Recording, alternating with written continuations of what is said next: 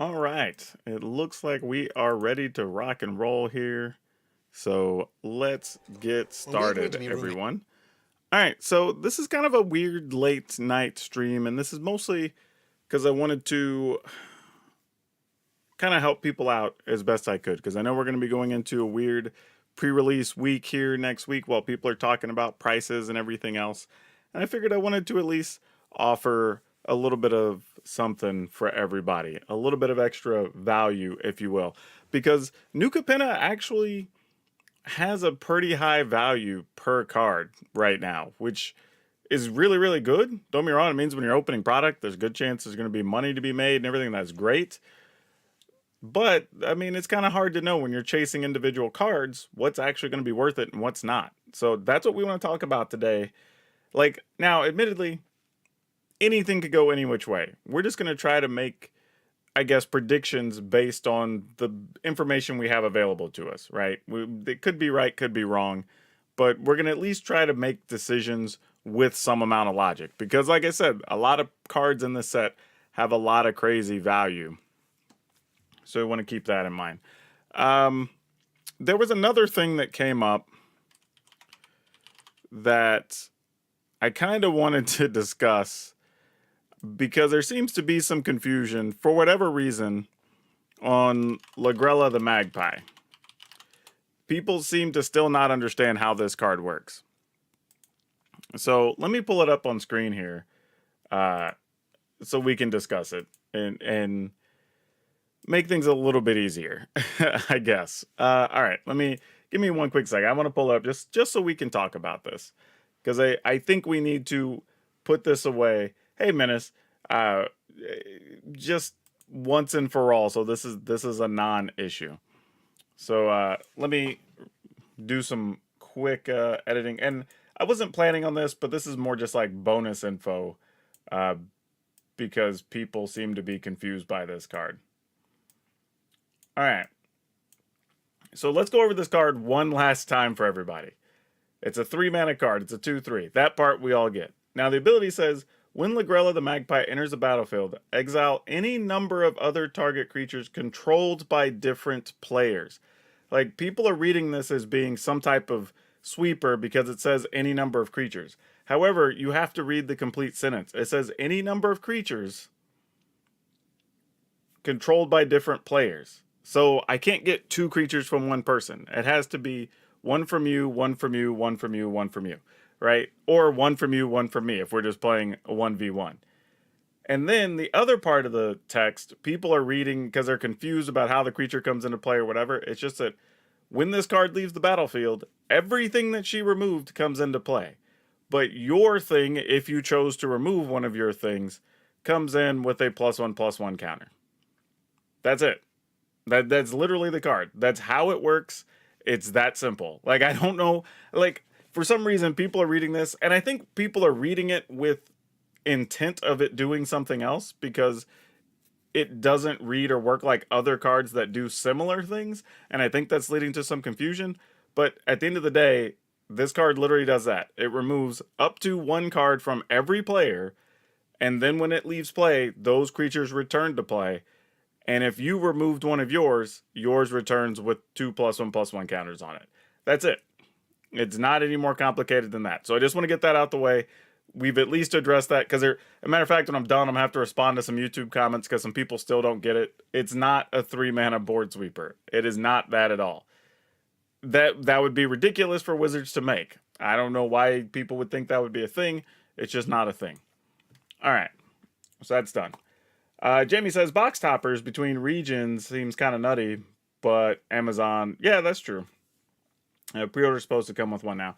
Yeah, so we'll see how that goes. I'm not going to really say anything about the regional box toppers or whatever, because the truth is, the ones from countries with a smaller population are going to be the ones worth more. So, like, your Korean, Russian, blah, blah, whatever, like, those are going to be worth more than your, like, English, French, whatever, because they just have more players in those areas. So that's just the way it is. So I don't think there's a lot to really be discussed on that.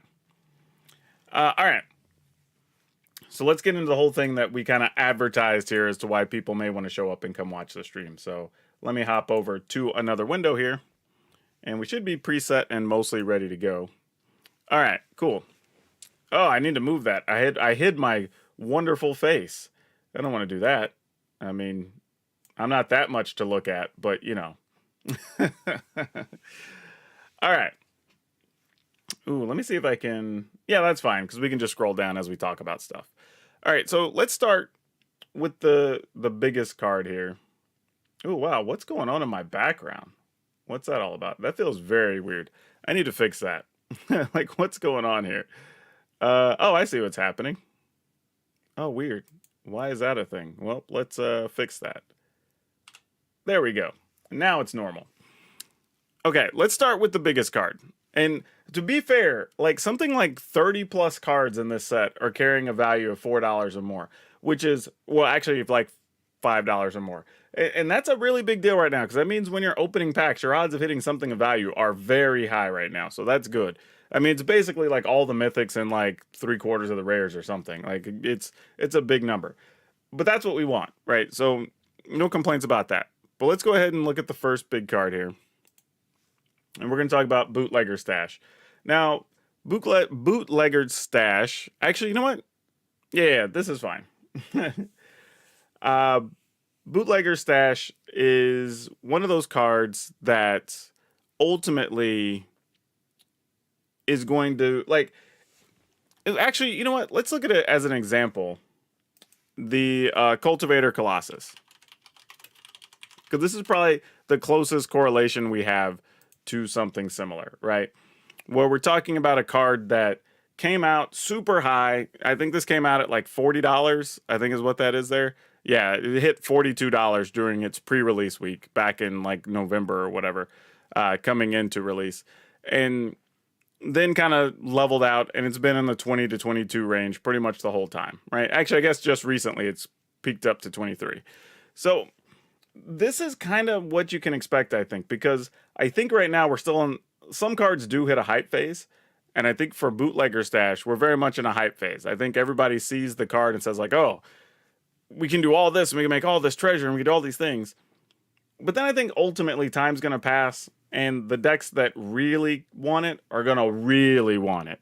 But everybody else that can play it, some people are going to pass on it, right? I think some people are going to look and go like, ah, man, $60. I don't really want that. And honestly, I don't think the bottom's going to drop out on this. I think this is probably going to be like a $40 to $45 card for a very long time. We're starting to see some cards that people thought were going to fall that really didn't. You know, when you go back and look at the Great Hinge, you know, that's another one that, let me pull that up too.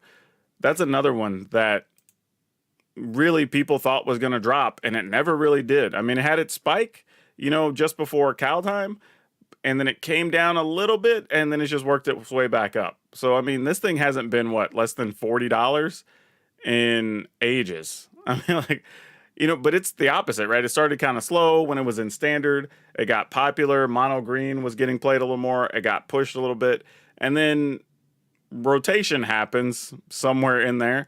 And then magically it spikes because nobody's opening any more standard. What's out there is out there. You know, also, we start hitting into the issues of COVID and everything else and cards not being traded or whatever, and then things get crazy. I don't think this is going to have that type of trajectory because we're starting out near the top already.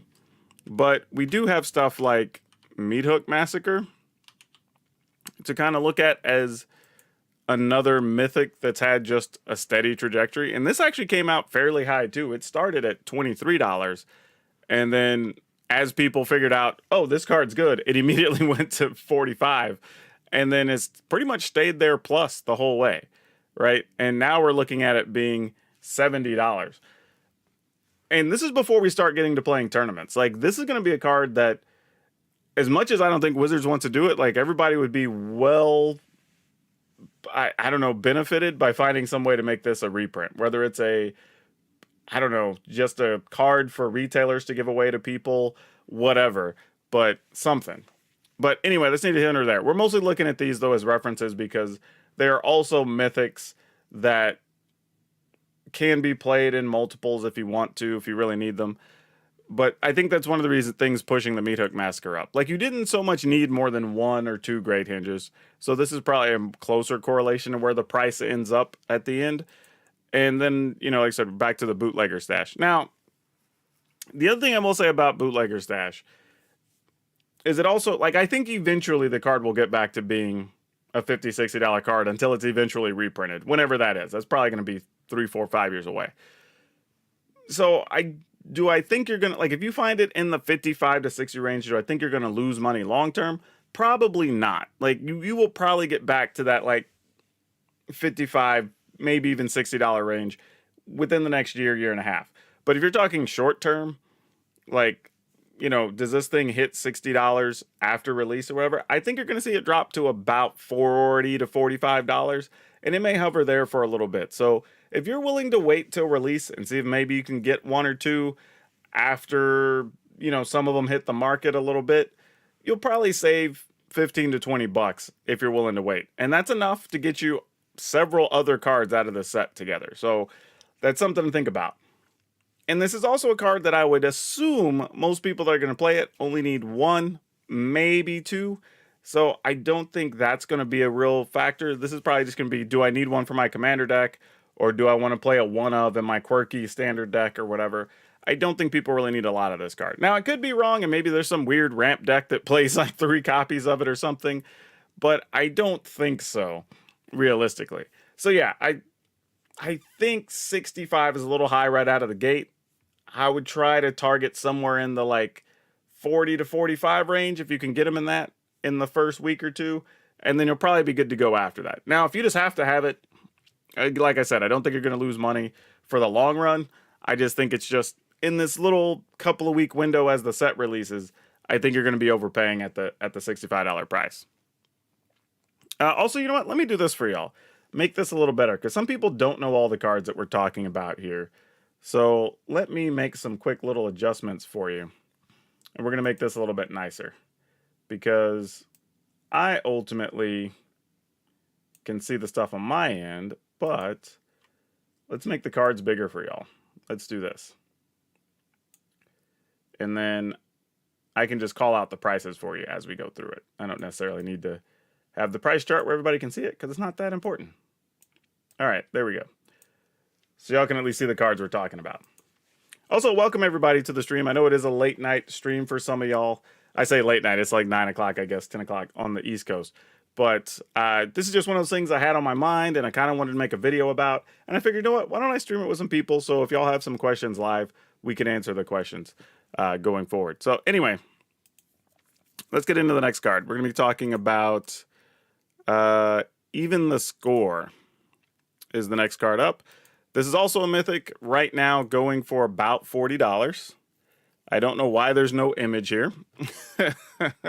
That's super annoying. I just changed the window. I guess I'll have to put an image over that whenever I make the video. But yeah, $40 for this card. For everybody who needs it, let's go to Scryfall, because I know Scryfall will have it already. And we'll just bring up Even the Score. Oh, that's not going to work at all. This is like the opposite of what I want. All right, I'm going to make a secondary window. So if I have to have this other window up when we don't have an image, I can make it work for y'all. See, I'm going to work overtime to make this stuff look good for y'all. All right, let's see. Even the Score. Let's go on Scryfall's page. This works. All right. So we'll use this window if MTG Stocks doesn't have it, because I don't want y'all to just be looking at ugly graphics, right? We can do this. Boom. All right, there we go. So you at least have this up. All right, so Even the Score. This card, it currently is in the $40 range. That feels a little high. However, this card is very good. Like, really, really good. And it's possible that this card could be at least a 2 of in most mid-rangey control decks that are playing blue. You know, and if that's the case, if you're saying like every blue deck effectively, anything that's like, is it that's ramping up, or Azorius Control or whatever is going to be playing this card. If this ends up being a 2 or a 3 of in a lot of those decks, this could be pretty pricey as a mythic, especially as we get back to playing some paper games. I don't know if it will hold its value. It feels like it won't. I feel like 40 is a bit high. I think 25-ish is probably where this settles. But it also depends on how many Commander players want it, right? There's other things that already exist like this, like Sphinx's Revelation, obviously like Brain Geyser. But people like having redundancy in their Commander decks, right? And I don't even know. I play 0 competitive Commander. So it's very possible this could go in the competitive Commander stuff as well. But yeah, I think 40 is a little high on this. Because I think for it to hold that value for the first few weeks, it would also have to be, like, it'd have to be the card in those decks. Those decks also be good. And for whatever reason, supply not be heavy on these. So I'm not sold on it at this price. I honestly, if I had to buy it just a high price, I'm more likely to buy Bootlegger Stash at its price than I am even the score. Because I feel like Bootlegger Stash has a better chance of getting closer to its price than I think even the score does. But I think the card's still very good, but I think it's going to be closer to the $20, $25 range in the short term. But yeah, this card, really, really good. Enough that I'm going to be annoyed playing against it, for sure. All right, let's take a look at our next cards here. Let's see what else we got. Looking back, let's go to Sanctuary Warden. Oh, man, does MTG Stocks just not have pictures on a lot of these? Oh, my goodness. All right. Well. All right, Sanctuary Warden. This one's 6 mana, 5/5, flying. Enters the battlefield with 2 shield counters on it. Whenever it enters the battlefield or attacks, you can remove a counter from a creature or planeswalker you control. If you do, draw a card and create a 1/1 citizen. Now, I'm not really sure what that means for this in the long run. Like $40. This is another one that just seems high at $40. It's 6 mana. It's a 5/5. Like, I even play a commander deck that plays white and plays creatures and wants big creatures. And I'm not sure I want this over a bunch of other angels. So that's kind of where I'm coming from on this one. Like, I'm playing a deck that this would be a prime candidate to be played in. And I'm probably, like, I kind of want to play it, but I'm not dead set on it. And removing a counter to draw a card is pretty cool. You know, I'm not going to say that's bad, obviously. It's pretty cool. I just don't know how many decks want to be playing a 6 mana 5/5 that has pseudo indestructible. I mean, that's still pretty good. Is that what we want? And if we do we want more than like 1 or 2 in a deck? Because 6 is still pretty pricey for a lot of decks playing white. And is this a finisher or not for aggro mid-range decks? Or is this like the control deck creature, right? You get a 5/5 that maybe can block something, not worry about dying, or maybe you sweep the board and you get to keep a 5/5. Like, maybe. But then you have the weird question of, like, does a deck want to be playing whatever the blue card is we just looked at, right? Alongside Sanctuary Warden. Like that, now you got a bunch of really expensive stuff on top of already trying to play your board sweepers and everything else, your planeswalkers. Like, I'm having a hard time seeing it. Cards like this generally don't hold the value. Usually, the only thing I can think of that's really been in this range years ago was like Baneslayer Angel. And Baneslayer Angel was, I think, well, one, it's 5 mana, so it's easier to play. But let me look at the price chart on Baneslayer Angel, because I don't remember it even being that crazy. So, yeah, it had a point. The most recent data they have is only for a couple years back. So, yeah, won't be able to see it. It did reach like $25, $30 at one point, though, when it was standard legal. But I don't know if Sanctuary Warden's $40 is really going to hold. That's a tough one for me to buy at $40. I have to say, like, I think, yeah, I just can't. I can't. I feel like 40 is just too high on a Sanctuary Warden. It's a damn good card. Don't get me wrong, very good card. And I'll probably play it in some decks. I think it could be a really good finisher. But right now, the question becomes, like, is this a better finisher for the control decks than, like, I don't know, a whole breaker, right? Because that's the thing we're dealing with right now. Or doing Leer shenanigans or anything else. There's a bunch of other things you could be doing other than Sanctuary Warden. So I think that also is what makes it now it may be a case where it drops in the short term and then it becomes the finisher post rotation or something down the road. But even then, I think Hullbreaker is still legal for the whole time that Sanctuary Warden's going to be legal. So like I don't even know if that really matters. So yeah, it's a weird time. I don't think so. I think if you're gonna get Sanctuary Warden, I would gamble and wait till release and see what the price comes down to in the first few days. All right, let's take a look at the next card and see if they just have if they have no images here, then I'm just gonna straight start using Scryfall for this. Okay, we're just gonna be using Scryfall for every card. I'll just be using on my side MTG stocks for the pricing.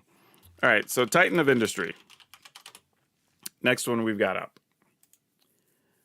All right, let me clean this up just a little bit for y'all for presentation purposes, so y'all don't have to see all the stuff I have layered.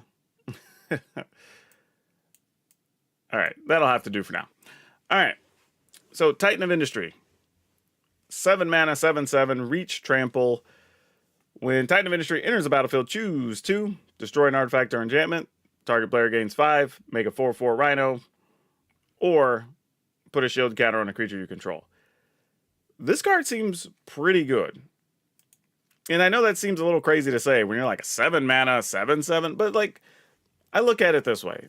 It's a 7 mana, 7/7 that effectively stops everything everybody plays with right now, except for maybe Hullbreaker, but usually they're not attacking with Hullbreaker until like lethal turns, right? If it also has trample, so that's the thing. If you start attacking with it, like there's not much that's going to deal with it either. But for 7 mana, you could effectively get an 11/11 if you think about it, right? You're getting a 7/7 and a 4/4 just across 2 bodies, and a bonus ability where you could either protect one of them, you can, I don't know, kill an artifact or enchantment that's annoying you. Like there's a few things this thing does that isn't too bad. And it seems kind of crazy at 7 mana, I will admit. However, we're in a world in a set that has a lot of things that make treasure. And when you have a bunch of things producing mana, you might be able to get to 7 sooner than you think.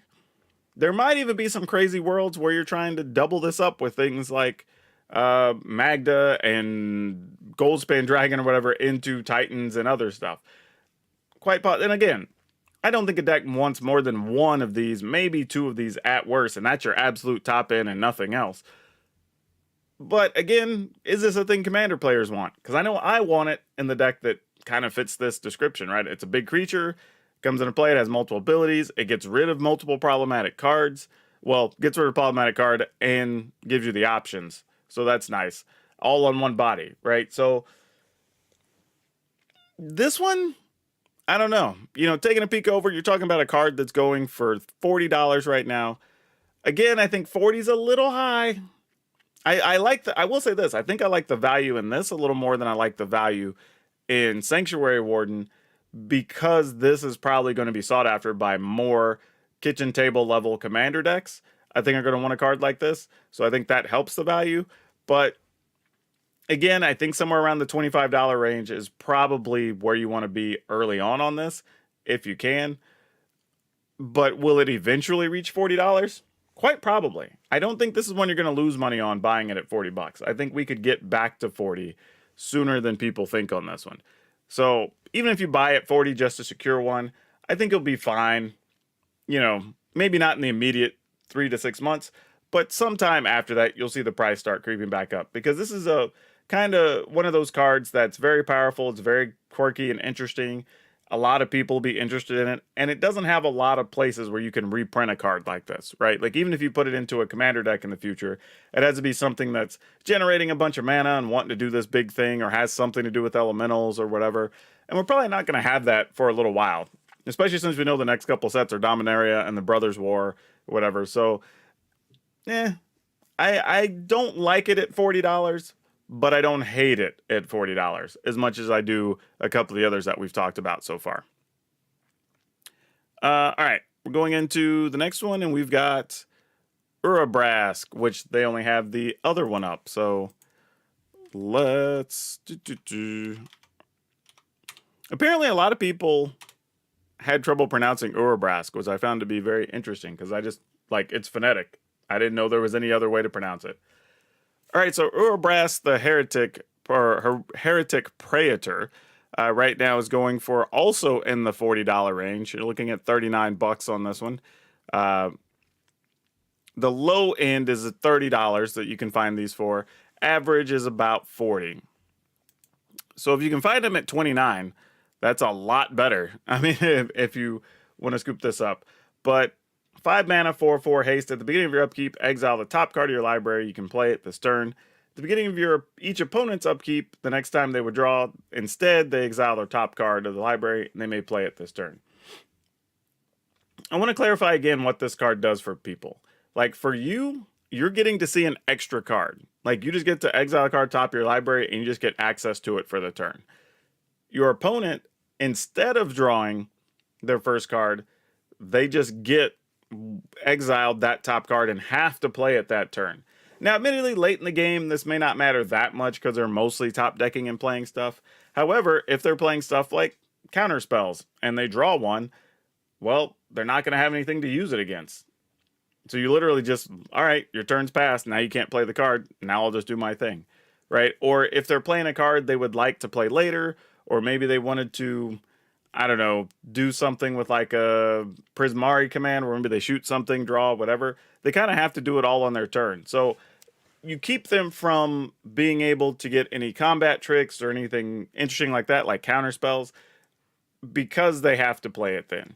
So that's actually not a bad ability. And it does have haste, which is always good against those decks, especially late game. So yeah, again, we come back to long-term versus short-term on this.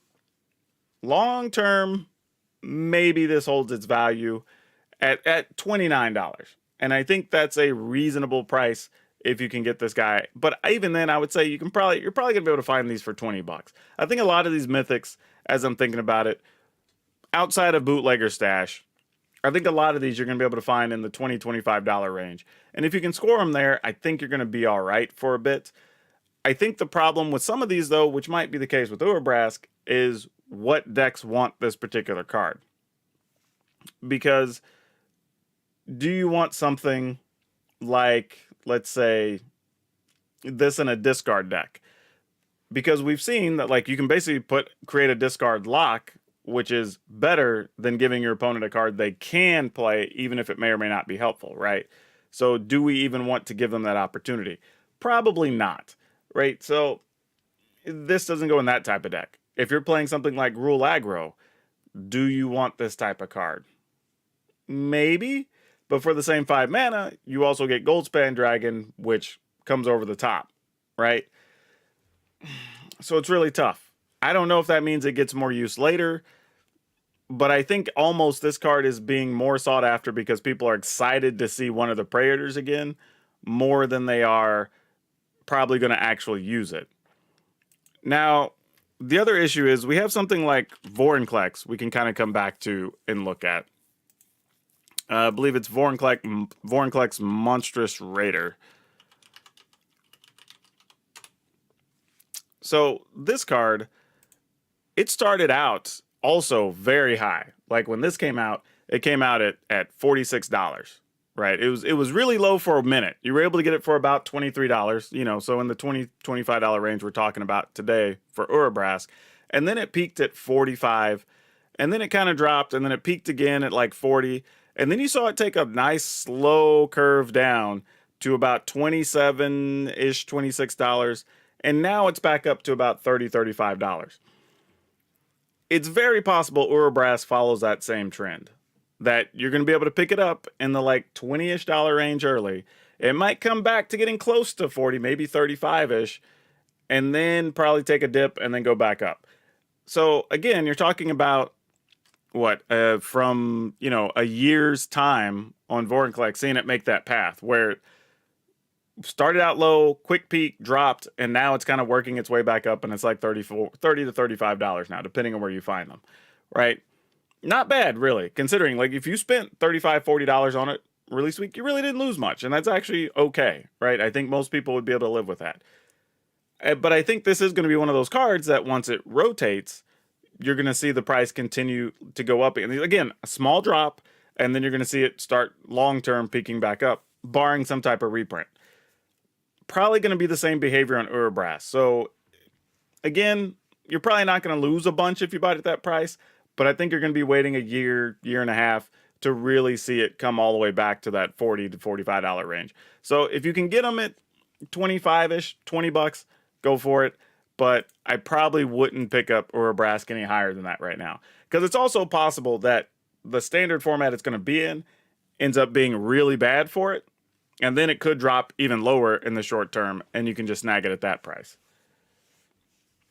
Miles says, this seems really good, but it might be hard to find a home. Yeah, that's exactly it. Like, I think the card could be useful. I just don't know what deck it would go into right now, and I think that's the biggest problem. All right. Let me hop over and take a look where we're at. Abnixalis. Oh, boy, this will be a fun one. All right. This is Abnixalis the Adversary.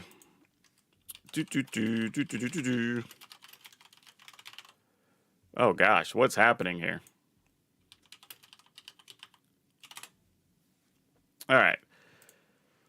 So, yeah, this card automatically kind of sets off alarm bells because it's a 3-mana Planeswalker. And historically, except for, actually, I say that. The most recent one, Chandra, is just now starting to get some play with the mono red decks.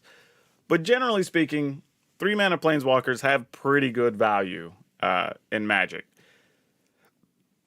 But this one has a really weird ability. When you have this whole casualty thing where you could copy it, that's such a tough one. And I don't know, like, do you want to copy an and again, we're not going to know until we play with it or see what the meta is, right? But do we want to copy Abnixalis with like a 2-power creature? Like, is a 2 loyalty Abnixalis alongside a 3 loyal Ob worth it? Quite possibly. I don't know. I mean, you wanted at least 3 so you can make a devil and block potentially, right? So maybe that's not that interesting. But in general, this is a card that's going to go into several decks. The sacrifice decks potentially could use this because you get to make more devils that you can sacrifice, and when they die, you get to deal damage. You know, you can also just drain your opponents for life. Could also be very good. Like, I think this card, if the sacrifice decks end up being as good as we think they're going to be after the additions from New Capenna, this could be really close to holding its value. Which sounds insane to say at $30.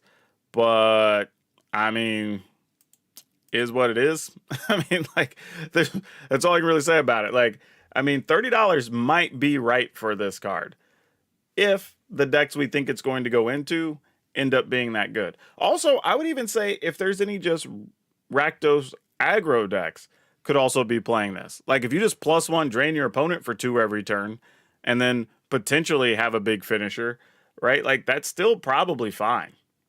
You know what I mean? Like, and you have the opportunity to, like, play Abnixalis, copy it, sacrificing some, I don't know, 2/2 Durdley guy or whatever.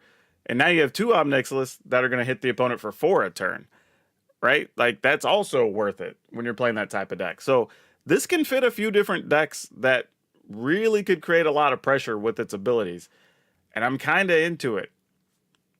Honestly, this might be the first one of the Mythics that I would say has potential, at least in the early goings, to end up being worth more than its current price.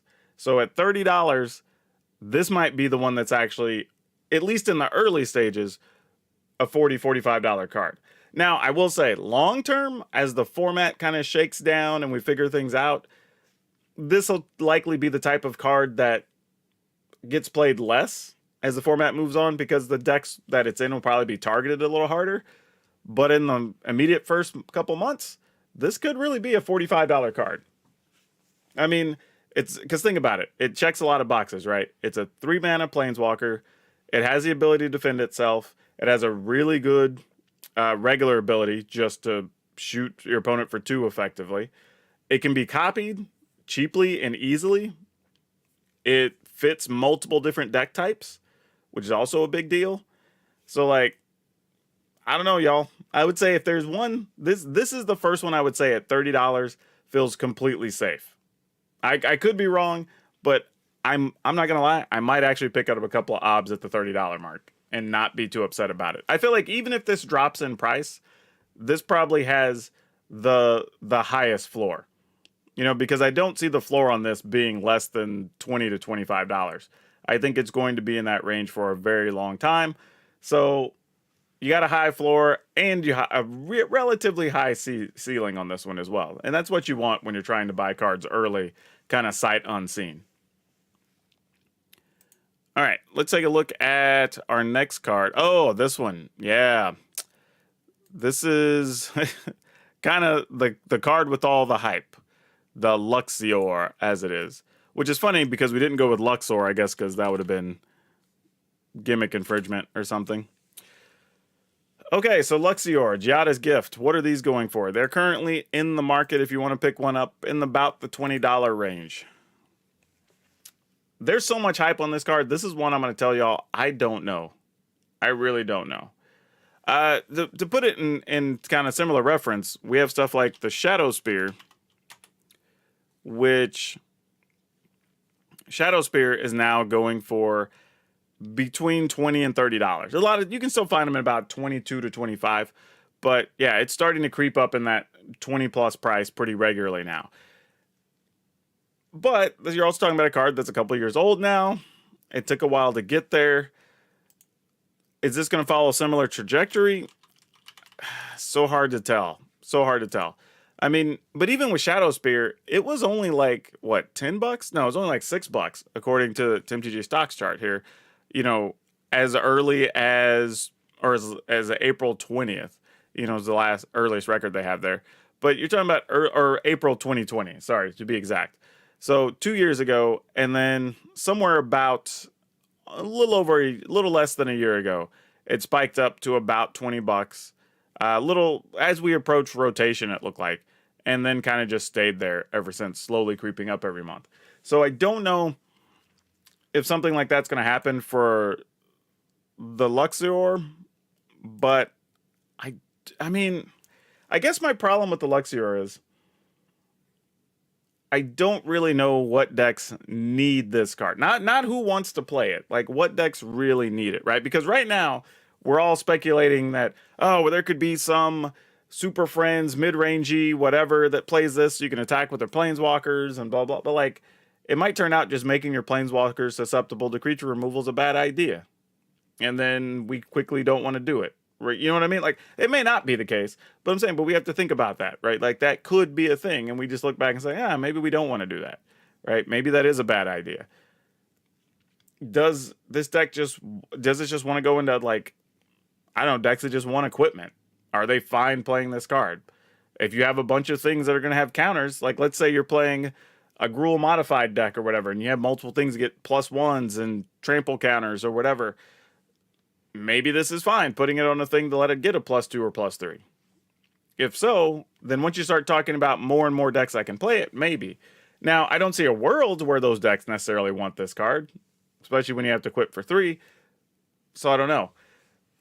But $20 at least feels fair, to say the least. I don't feel like it's a crazy price, but something in my gut says that this is probably in the early goings. You're going to be able to find it for like 12 to 15, and I don't think that's unreal.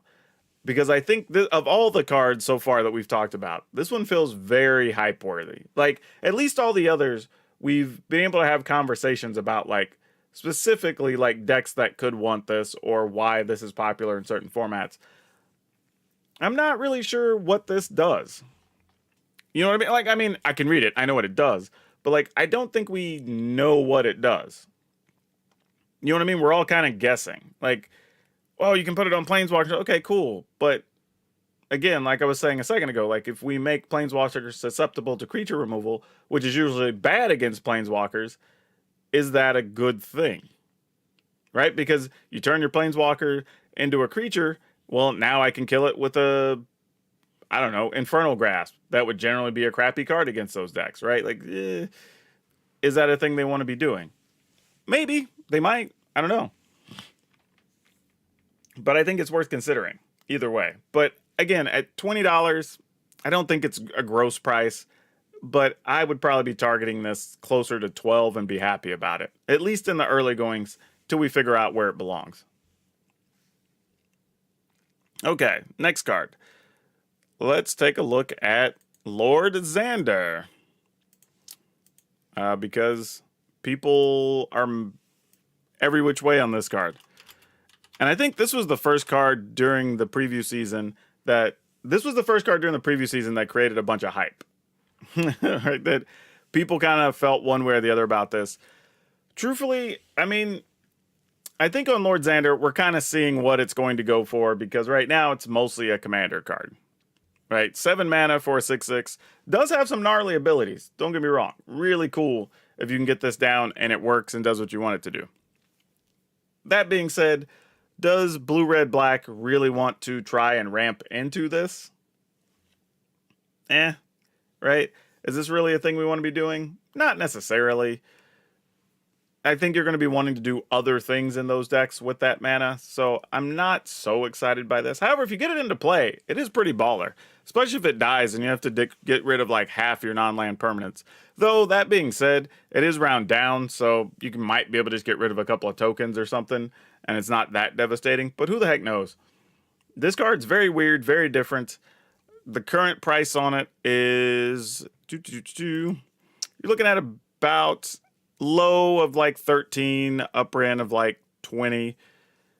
That's actually fine. If you got this on the low side for like $12 to $13, you're probably okay. This doesn't feel like a card that's anything wrong here. You could buy this, add it. Again, if you're playing it for commander, I think that's going to be reasonable.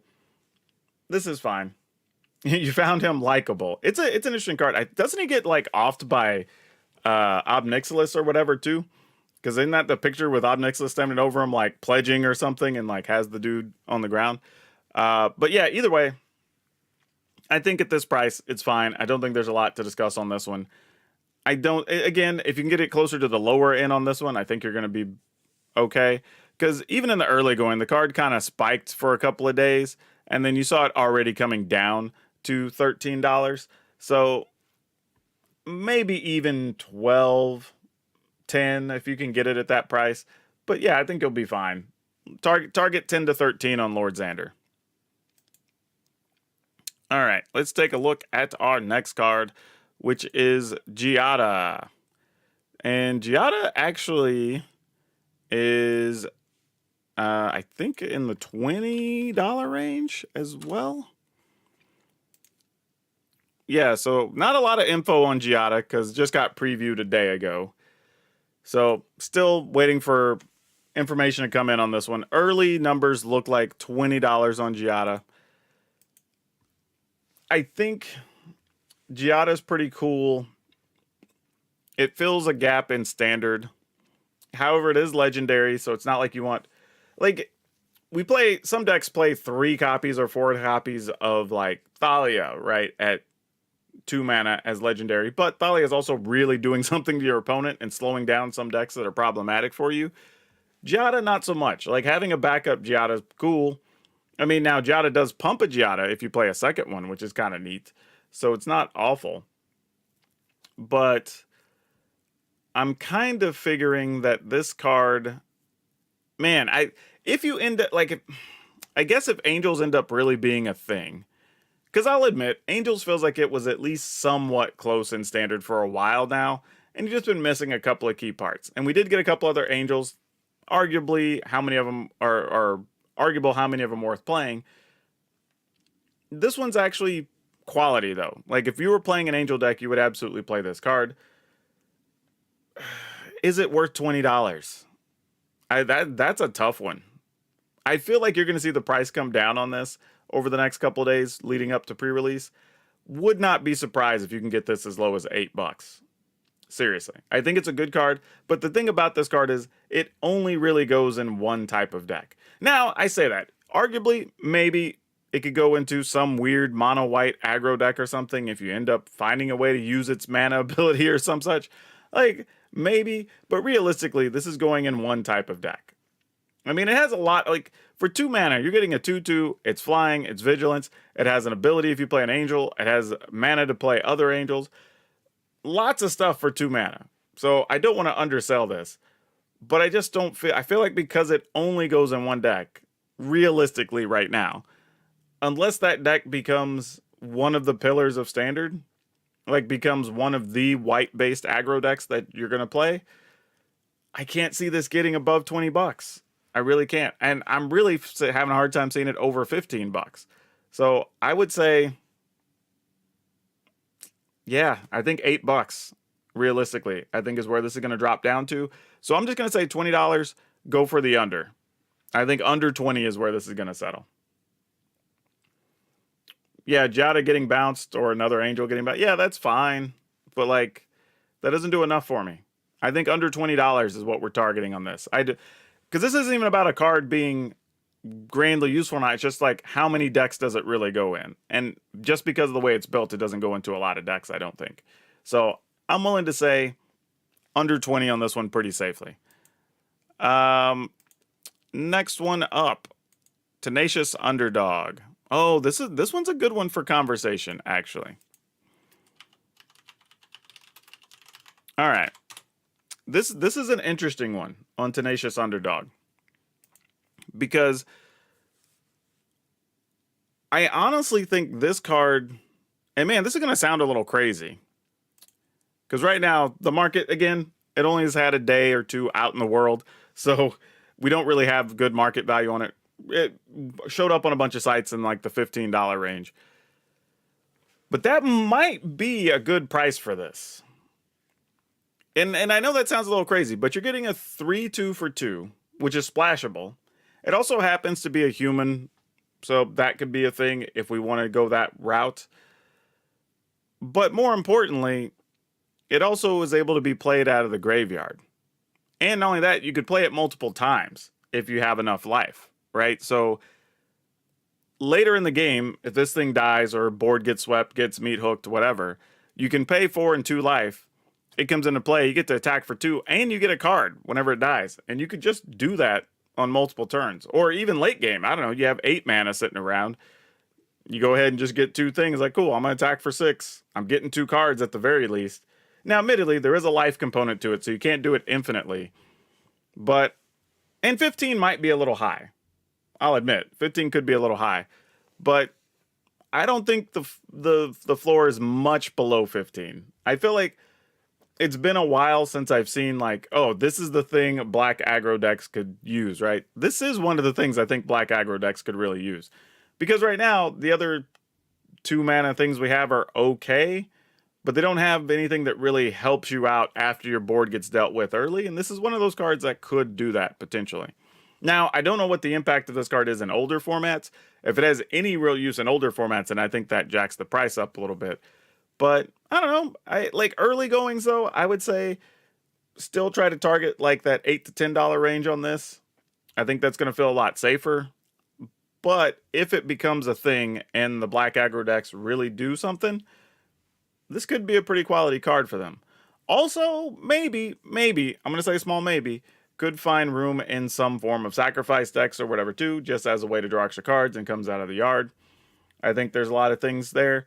But early goings, the more I think about it, I would say try to keep it closer to 8 than 15. So probably like half of its going price right now. And you'll probably be happier in the long term. Only because I can't, like I said, I think the deck I want this in, the 2 decks I'm thinking about, like the sacrifice decks, I think have too many other tools and don't immediately want this. I think the black aggro decks don't have quite enough yet to make this great. Even though I like it, and I think it's actually costed well and has cool abilities, I still think try to get it for at least half the price if you're going to buy it and try to experiment with it. So I'm going to say take the under on its current price. All right. Where are we at here? That was Tenacious Underdog. Workshop Warchief. This is another one that I think is going to be interesting. All right, so Workshop War Thief. This is another one. I think it's going in that same price range. Yeah, about $15. And again, we don't have much info on it. This is kind of just what they came out. I'm going to say that this one as well, I think you need to be coming in on the under on this one. Actually, no. If you want to know the number on the number of female Magic players, it's actually much greater than that. The number of female Magic players varies between 25 and 30%, actually. You only have about 2 to 3% that actually show up for organized play, but as far as number of buyers that are polled, it's actually a lot higher than people think. So, and yeah, and I've seen the numbers. So, I mean, yeah, it's a lot higher number than people think it is. It's just a lot of them don't care to go to the competitive scene because a lot of the dudes that are in the competitive environments are not the best humans to want to hang out with, and the women don't tend to get the best treatment, so they just play casually or they play kitchen table stuff. Oh no, you may have been kidding. I'm just putting it out there for people so they have the information. Like, it's definitely a much higher number than people think. All right, so War Chief here, I think this one's, it's got to take the under. You got to take the under on it. The problem here is, I mean, it reads really well, right? You're like, 5 mana, we get a trampling 5/3, I gain 3 life. When it dies, I get a 4/4. That's awesome. It has Blitz if I just want to play it, but the Blitz costs 1 more than it does to actually just cast it. But yeah, I think here, my problem is, what does it replace, right? Again, we have so many things at 4, 5, 6 mana in green, black, and red that we can play. What are we replacing to play the War Chief? You know, and I don't think, I mean, we have already, the 6/5 beast that you could foretell for 4 or whatever, right? And if your stuff gets targeted, you can draw a card. And that has trample, and we're not even playing that, right? And that's already good value. So if we're not playing that card, are we going to start playing Workshop War Chief? I don't know. Because the other problem is, what, again, we have to ask ourselves, what decks want this card? Do Gruul decks want it? Probably not, because Gruul already has a bunch of amazing cards and got more in this set, right? Is there a treasure deck that maybe wants to ramp up and play this? Maybe. If a new deck comes along that wants it. But even then, we're talking about maybe one deck that wants it right now. So I don't think this can carry its current going rate. Definitely not just take the under. I would take the way under on Workshop War Chief. I would probably take the $3 value on this.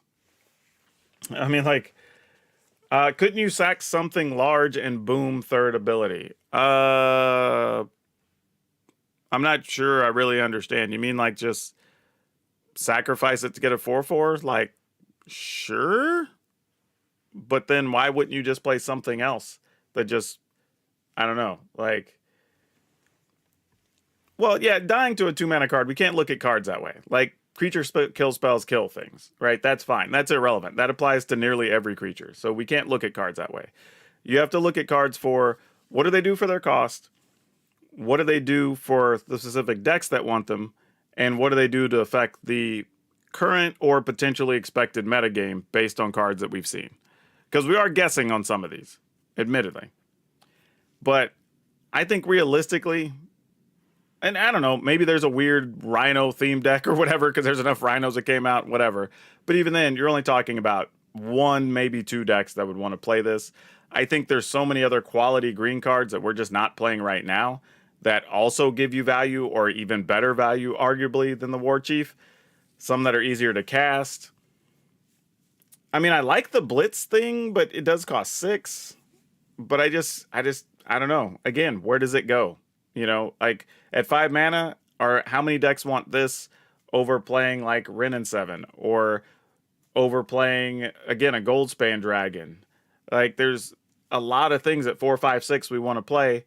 I don't know if this is it. And that's what I'm saying. This probably goes down to the $3 range, maybe even a $2 range. I don't think it's going to ever be a true bulk rare, but I think you're going to find these under $5. Oh, don't get me wrong. Getting that, great. I mean, but even Thragtusk doesn't hold its value anymore. You know, like, so, and Thragtusk is a bomb. So yeah, I just don't see it. All right, where are we at here? We've got Widespread Thieving. All right, let me bring that up. Whoop. Did I not spell that right? What do I got? Okay, there it is. All right, Widespread Thieving. 2 colors and a red. It's an enchantment. It's a hideaway. Whenever you cast a multicolor spell, you create a treasure. Then you may pay 5 different colors. And if you do, you get to play the card under it without paying its mana cost. I'm not feeling this one either for that much. I mean, it's right now 12 to 13. I'm not into it. I feel like this is another one that you can probably get for $5. And even then, I'm only giving it 5 if it holds value for some particular commander decks or something. I mean, like, maybe there's a treasure world where we want this. Some deck that builds a bunch of treasure tokens. You get your treasure, you crack it, you play whatever. But my problem is I'm trying to think about what would I be putting into the hideaway that I would want to play for the cost of playing a spell plus 5 mana to get whatever's under there. Like, would my deck just be fine or better if I just cracked the treasure? I had to just cast whatever that would be instead of having to wait till I had 5 mana plus whatever the cost was, whatever I'm playing. You know what I mean? Like, it feels like I'm doing a lot to get access to that card, when if I would have just cast that card instead of this, would I just be better off? Like, probably. But at the same time, I will say this. Whenever you're playing stuff, you're just getting treasure tokens. Even if you don't ever get what's under the hideaway, right? It just may not need to be that good, and just generating the treasure might be what your deck wants to do. If that's the case, then it could be pretty cool. You know, like, I could be into that, but I still don't think it's going to be $12 to $15. I think this is closer to $5 or $6. So yeah, I'm going to take the way under on Widespread Thieving as well. What do we got next? We got Rego, Streetwise Mentor. All right, let's get some Rego in here. Okay, Rego, Streetwise Mentors, 3 mana. I'm not going to try to read that because it's a bunch of split mana. 2/2. Rego, Streetwise Mentor enters the battlefield with a shield counter on it. Whenever you attack a player or planeswalker with 1 or more creatures with power 1 or less, draw a card.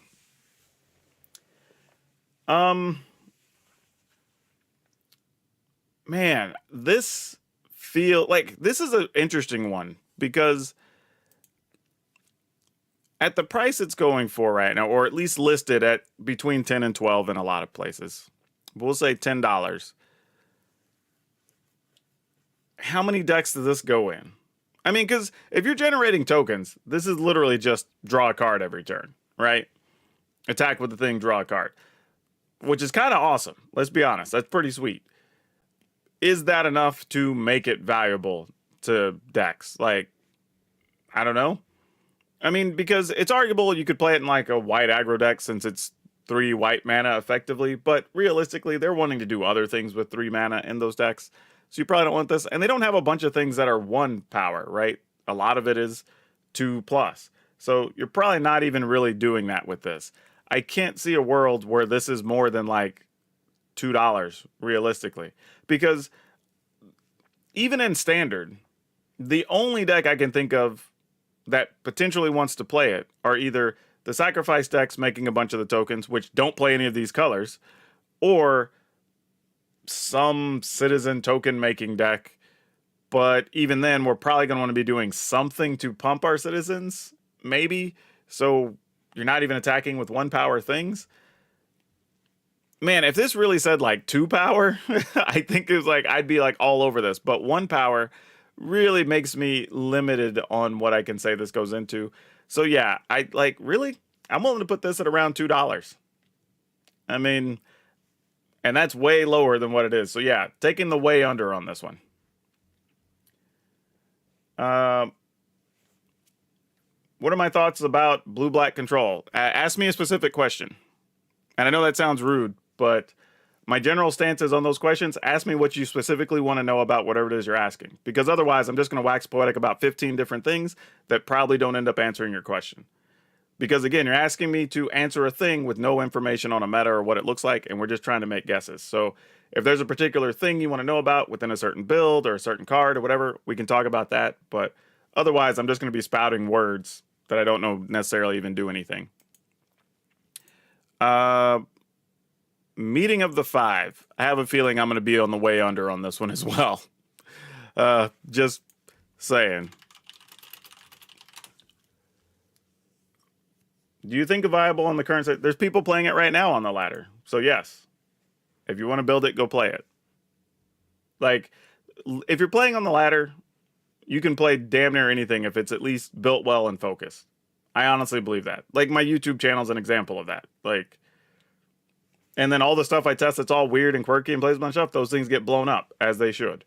So, like, yeah, if you want to play blue-black control, go play it.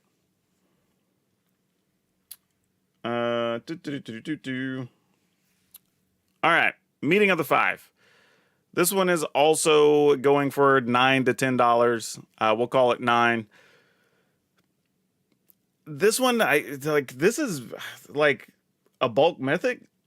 I mean, the problem is you have to set up so much for this card, right? You have to get to 8 mana, first off, right? Then you have to also have a reasonable number of multicolor things that have different colors between them, so you can cast more than 2 cards with your 10 mana that you're going to find or whatever when you cast this, right? So, and they have to be cards that are exactly 3 colors. So you're trying to play some number of Meeting of the Five, some other things that ramp or get you treasure or whatever, which may not be 3 color cards, and then some number of enough 3 color things to actually be able to cast with this card. Like, that's asking a lot from a deck building perspective. Like, and what are the odds that, like, you hit your 10 cards and maybe there's only like 3 things to play and they're not even that, one of them isn't even that impactful at that stage of the game, right? Like, so yeah, I don't know. And it's a sorcery on top of it, so you know, probably has to be from the way it's worded. But yeah, I mean, you know, as bulk as mythics get or whatever, but yeah, I'm taking the way under on this. I can't see this being more, at least in the early going, I can't see it being worth more than $9. Like, I would take the way under. Rogue's making a comeback with ninjutsu. I don't think ninjutsu's that good. I would rather, if you're going to play rogues, you're probably better off just playing rogues and splashing 1 or 2 ninjas. That makes sense. I would like to know what new cards fit into your mono red aggro deck. We don't even know yet. You just have to wait on that, Jeff. Not quite the ultimatum card. Yeah, it's not even close to an ultimatum. Because ultimatums just did what they were going to do regardless of what the rest of the deck looked like. Right? This is very restrictive on what you even get to play. Like, I can't say. I would not recommend people even buy this remotely at the current prices or whatever. Like, I would wait forever till these come down.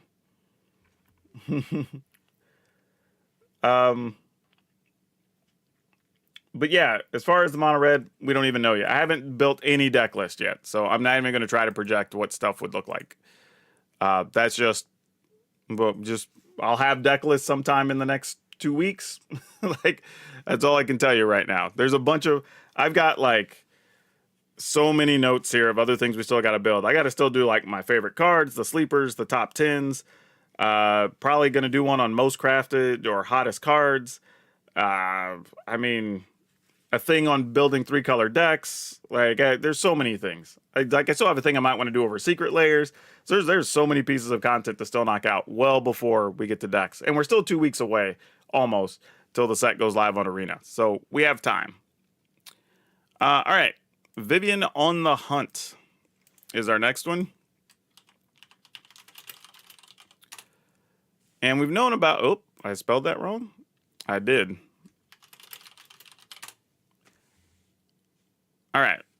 And we've known about this one for a little bit, so we have some information on this card. And currently, it's started really high. It's already dropped to about half its value at around $12. And it feels like it probably could go a touch lower. You know, I think we could go lower on this by another couple of bucks. But Vivian on the Hunt, it's 6 mana, which is the downside, for a 4 loyalty, but it's basically going to be 6 right when it comes out. You can sacrifice a creature, search your library for a mana value equal to 1 plus the cost, and put it on the battlefield. So whatever you have, you basically get to upgrade it to your next biggest thing. And Vivian's going to be a 6, so it'd be hard to kill. If it comes out with a +1, I mean, it's fine, but then you're not really doing anything to help your board or your cards. But, you know, you could play it for 6 and get a Rhino, and that's not bad. So it's a fairly versatile card later in the game. I'm kind of into it. I wouldn't be surprised, though. Like, I'm going to say this. Hey, thanks for subscribing, by the way. I think I'm going to say that at $12, it's fine. I think it's fine. Like, I think there's enough decks that will play this. I think there's enough cool things you could do with this that I don't think you're going to be out a bunch of money, even if it drops a little bit more.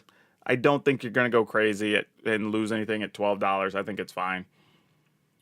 I'm good with that. Yeah. I'm going to say at 12, you're fine here. This is one I'm just going to say even. not even anything crazy, just even on this one. Next up, we've got...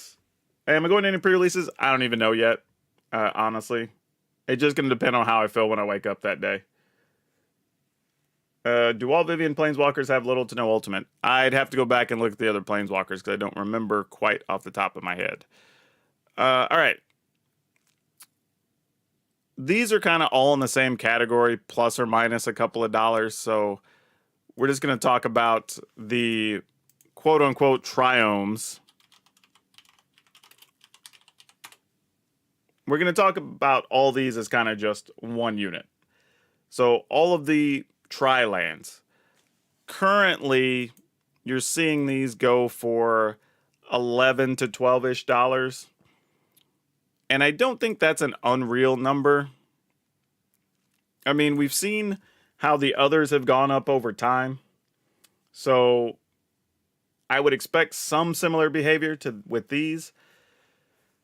And again, some decks that are going to splash these are going to be 2-color decks. They may not even be 3-color decks, just because you get the access to be able to cycle the card if you don't need it later, right? Some decks will be fine with that. But again, I think these are fine. I'm not going to sweat it. You know, if people pick these up at, you know, current price, $11, $12, even $13, I think you'll be okay. I mean, these are going to be played for a long time, forever. Even if these drop to $8, $9, whatever, like these are gonna be sought after in older formats forever. Commander players are still gonna play with these forever. We have enough behavior from the original triomes to know what these are gonna be like, and everything we've seen from those triomes, we've seen prices going up on those pretty steadily. I always see them being traded for and bought on different sites, so I wouldn't expect anything, you know, especially with the other ones I think those are all like 15 plus right now, or in that range. So yeah, I'm okay with that. So yeah, I'm going to say these are good. Even. Pick them up if you need them, because lots of decks are going to need them. Getting past all those lands. Halo Fountain. Yeah, this card. Surprised they don't have a picture for this in MTG stocks yet, because this was an early preview card.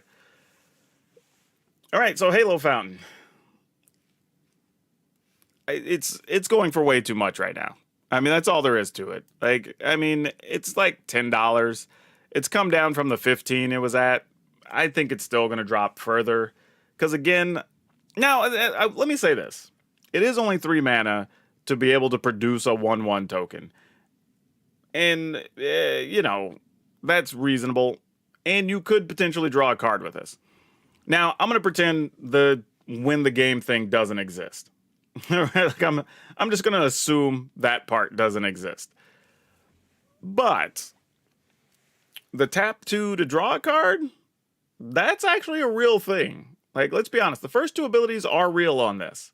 So I don't want to sound like I'm completely discounting this card, because again, if the citizen deck whatever is even somewhat of a thing, I mean, hell, maybe not even citizen deck, like something that's white, black, white, blue, even just mono white might want to find room for something to draw cards, depending on the format. I don't know.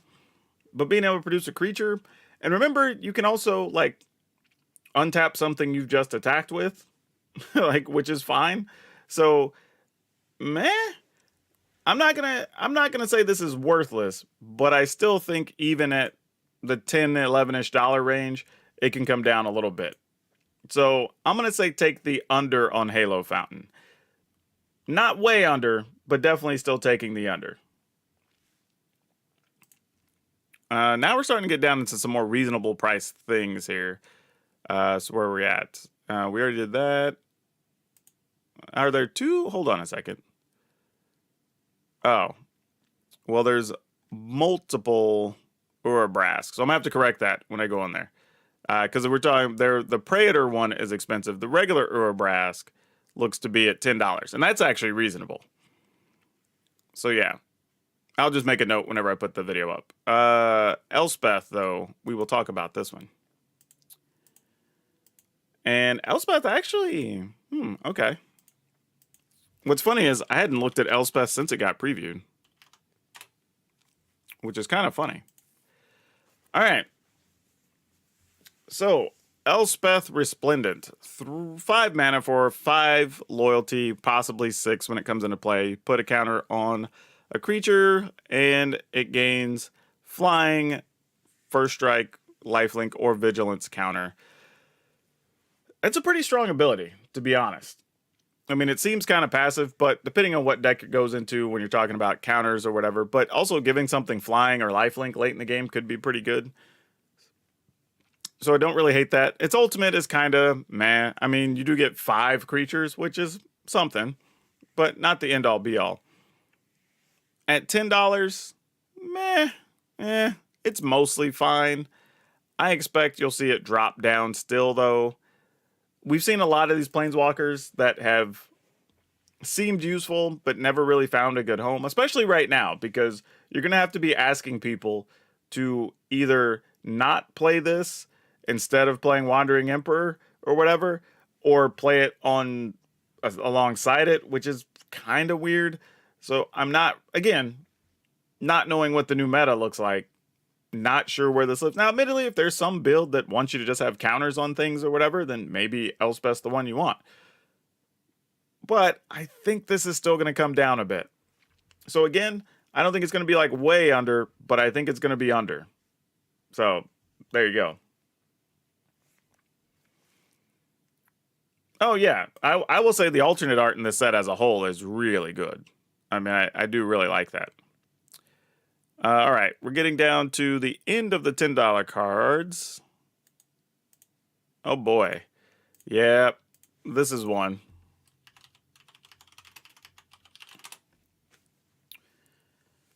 Okay, Endless Detour. This is a thing. Oh boy. Endless Detour.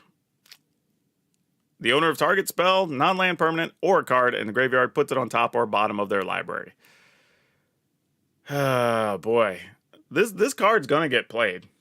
I mean, if Bant is remotely playable, this card is going to be everywhere.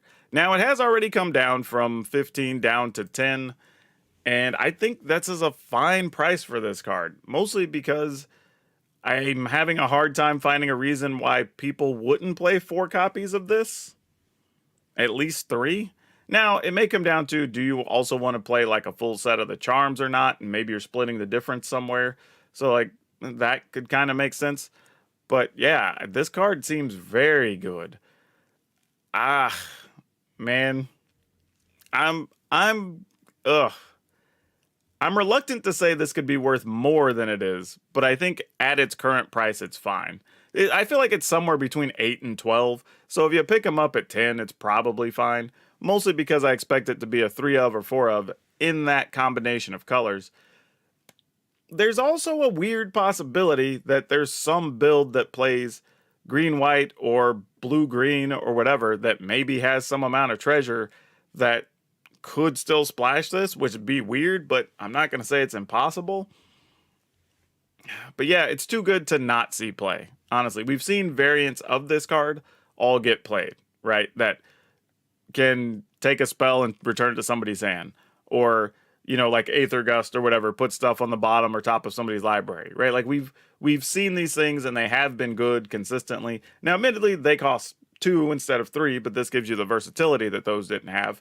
So, yeah, I think this one's fine at its current price. All right, moving on. We have Corpse Explosion. I almost forgot about this card already. All right, Corpse Explosion. Yeah, all right, Corpse Explosion. 3 mana, additional costs to cast this. Exile a creature from your graveyard. It deals damage equal to the exile card's power to each creature and each planeswalker. I mean, this feels like it has to get some amount of play, but again, I mean, it's another sweeper. We already have so many quality sweepers. Where does this end up? I mean, it's $10. But I mean, we're already talking about, like, we have Meat Hook Massacre. We've got the exile or destroy all things 2 or less, right? That's a thing. We've got burn down the house. We've got, like, just in these colors, right? We have so many things. Like, what are we wanting to do with this? And, like, I'm trying to think of, like, what scenario 2 does the deck playing this want to get rid of a creature? Like, do I have enough early creatures die that are like 2 or 3 power and then have dragons or something later so I can get rid of one of the like 2 power creatures and kill your stuff but keep my dragons or whatever? It just, I don't know. It feels like I'm having to do a lot of work to make this one work, whereas I could just play the other sweepers that just do what I want them to do, right? We have multiple red sweepers that even deal 1 damage or 2 damage or whatever of different varieties, like those exist. We have the black cards that can give stuff negatives if we want that. So, like, I just don't know if we need Corpse Explosion. So at the $10 number, I'm going to say way under on Corpse Explosion. Hope I'm wrong on this one, but I'm going way under on this card. It might even drop down to near bulk. Even being a sweeper, which is weird because most of those rarely hit bulk, but I think in the current standard with this, literally after the set, we're going to have like 20 sweepers that are possibly worth playing and another like 4 or 5 that are kind of situational. So I just don't see this making the cut in most builds. Maybe I'm way wrong, but I'm going to say take the way under to the point of I may not even buy this. All right. What do we got here? That's another one of those. Okay, Jetmir. Here's an interesting one to talk about. All right. Jetmir, Nexus of Rebels. 4 mana, 5/4. Creatures you control get +1, have vigilance as long as you control 3 things. If you control 6 things, they also get trample and another +1. If you have, 10 things? 9 things, they also get an additional +1 and double strike. Now, reality, I don't think you're ever going to get to the 3rd thing. I mean, maybe you could in some weird, like, creature board stalls or whatever, which if so, you probably just win the game.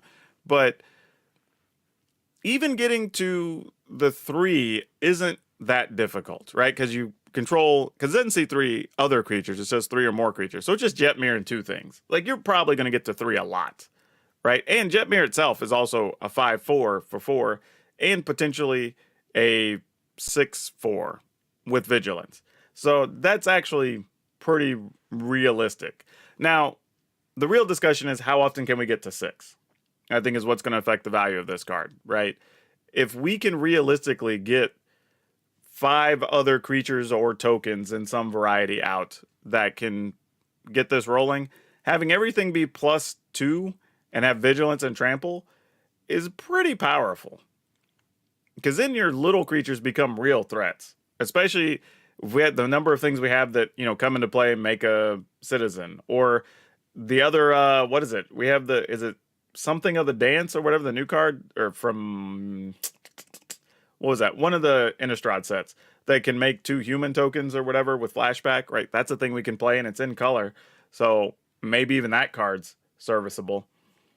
I mean, this is all right. Now again, I don't think this is just a card that's going to crush, but even playing 2 copies, if you never even get the bonus, you're not getting like the worst card at a 5/4. I mean, this could be legit.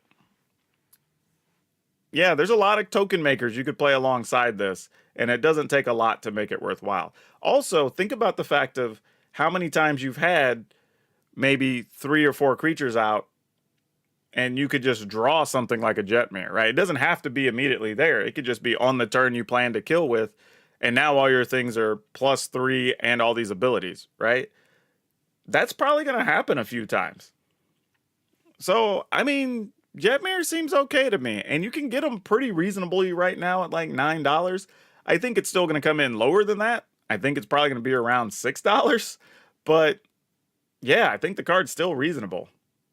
So yeah, at 9, I don't hate it. I don't think you're going to lose a ton of money, but you can probably get a better deal on it. All right, let's see what else we've got here. That was Jetmir. Oh, Zeatora is next up at $9. All right, Zeatora. Okay, Zeatora the Incinerator. 6 mana, 6/6 flying. At the beginning of your end step, you can sacrifice another creature. When you do, Zeatora the Incinerator deals damage equal to that creature's power to any target, and you create 3 treasure tokens. Yeah, this card's wild. I ain't gonna lie, this card's really wild. Crazy. But is it necessary? You know, I think that's the question here, right? For the decks that maybe want it, is it necessary? Because the sacrifice decks don't really have a quote-unquote finisher, right? You're kind of living off the anvils and meat hook maskers a lot of the time. So having some sizable body would be helpful to them. And it is bonus damage. Now, they don't necessarily have a lot to do with the treasure in the later stages of the game, so that's kind of whatever's whatever. But it is a big 6/6 body, which they could want. And, you know, if you're in the middle of a situation where maybe you've got like your smelter making 3/1s, but you can't really get punched through because the board's kind of stalled up, well, being able to sacrifice those for 3 damage is real. You know, I wouldn't hate that. I think it's at least worth trying in those builds. Outside of those builds, I don't know what else wants it. So I think that's a little bit of an issue. But, you know, at $9, feels a little bit much. Now, that being said, there is a commander component that, you know, could push this up over the mark. Because then you're sacrificing all kinds of things, and you can use the treasure in commander. So that's a little bit different. It's at $9. I think we're kind of looking at this the same way we do Jetmir. It's like there's some spaces that'll be really good. I don't think it's like far superior to other things you could do. But for standard, it's what we have available. I think, again, if you can get this in that, like, you know, $1 to $3 cheaper, I would try to snag it there. And it'll probably do all right with that. What's left? We still have a few cards. Not many. But no surprise, next one up is Rafine. Interesting that all these family leaders are kind of in that same price. Because, yeah, this one's also at about $9. All right. Rafine, Scheming Seer. 3 mana, 1/4, Flying Ward. Whenever you attack, target attacking creature connives, where X is the number of attacking creatures. Draw cards, discard, put counters. You know, the whole thing. This feels one that, if the connive thing is real, this could be very sneaky good. The thing is, though, it's interestingly in colors that don't necessarily want to be aggressive a lot of the times, right? Like the white part, obviously, but like blue and black aren't the most aggressive things right now. But with the right lands, do you want to splash this in something like rogues, maybe? Just saying. I'm not saying I would, but I mean, you could turn a creature into like a 3 or a 4 power pretty easily. So like maybe that's a thing.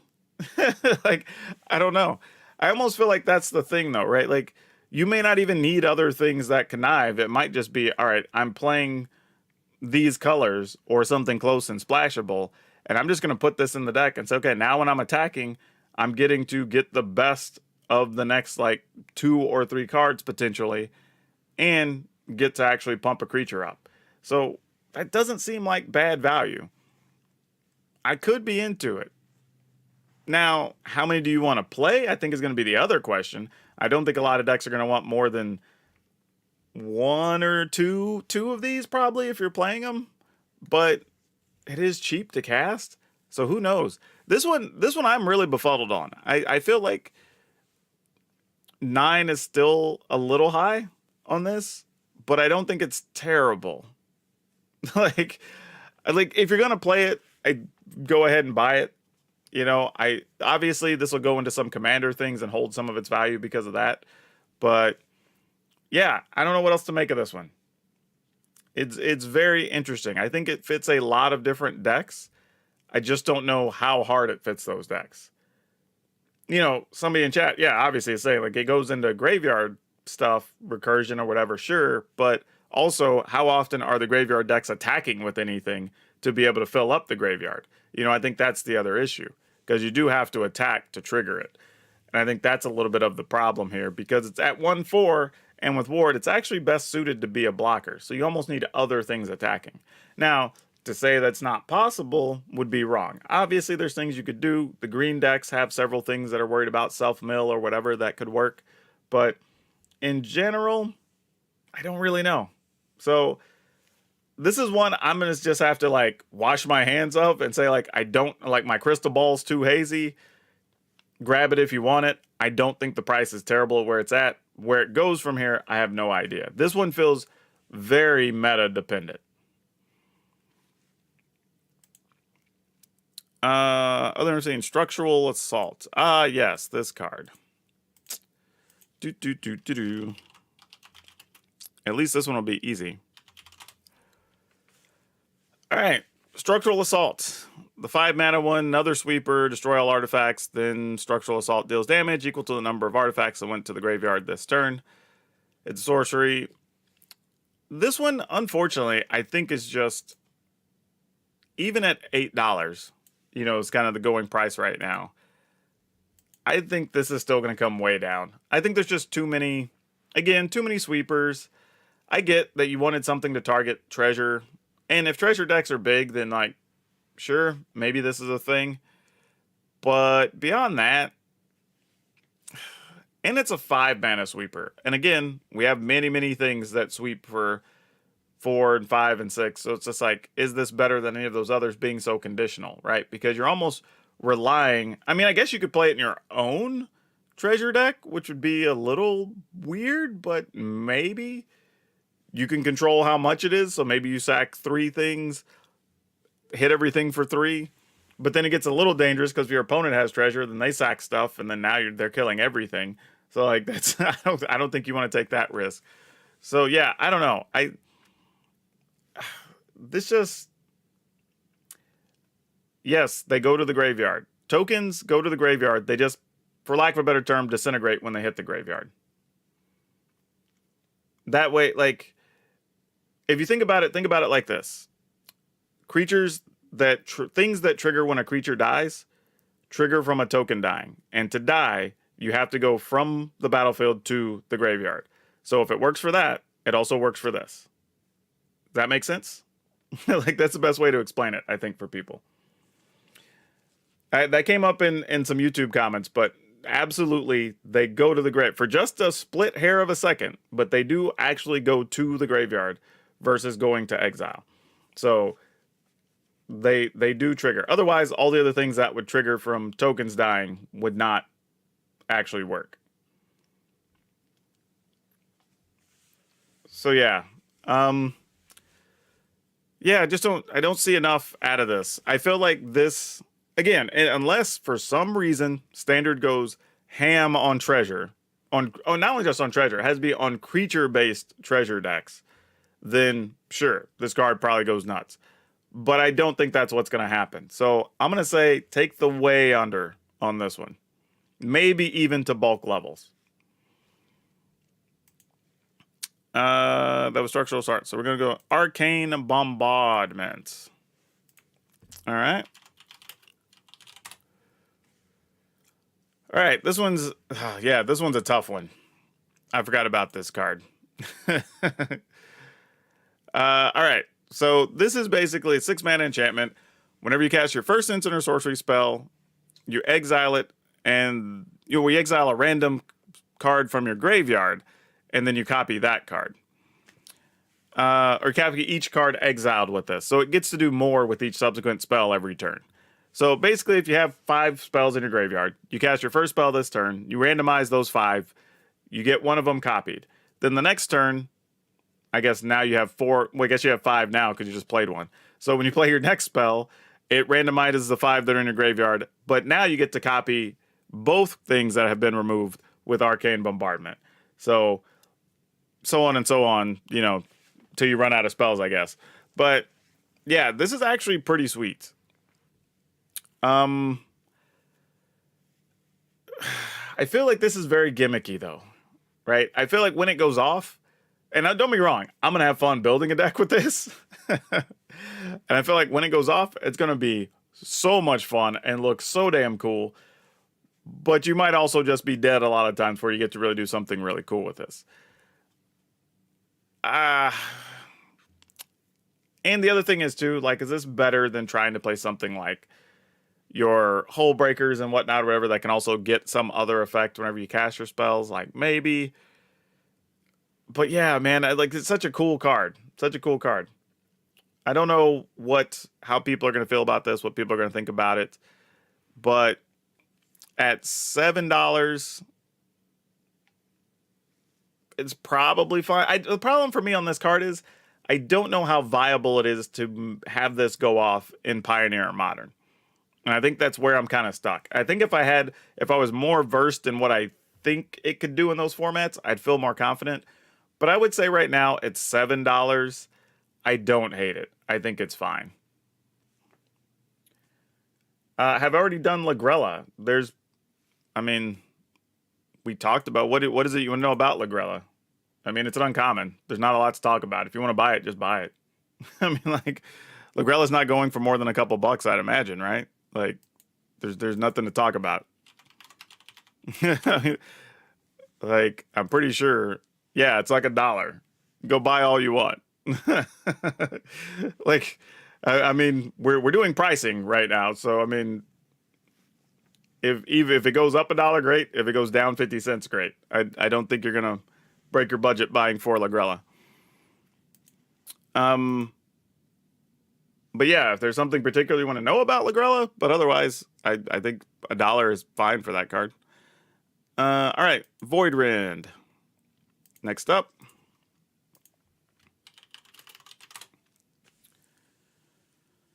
Okay, Voidrand. Black, white, and blue. Can't be countered, destroy target non-land permanent. Yeah. This card's gonna be worth plenty. Like, they're going for $7 right now. I wouldn't be surprised if these end up going for more than that. I mean, it just straight up just kills a permanent. I mean, for 3 mana, destroy whatever you want. And it can't be countered. So in mirror matches, this card's going to be very good because they can't stop you from killing their planeswalker, really. So yeah, 7 might be low on this card. I mean, really. Again, do these colors end up being played a lot or whatever? Like, there's a lot of that to decide, and we're not going to know. But just based on what the card does, based on previous things we've seen that fall in this space, yeah, this one, I might even say take the over. I think if you want to play this card, go ahead and buy it. Like, just get your 4 right now. It's going to be playable. If you like playing these colors, like, I mean, really, I mean, even Esper control decks are going to want this card all day, right? I mean, yeah, this card's just good. I mean, I probably even X4 in a deck. I mean, like, this card is really good. Now, maybe having to have all 3 colors is a bit of a pain, but I still don't think you play less than 2 or 3. So yeah, definitely pick this up if you want it. All right, Falco Spara.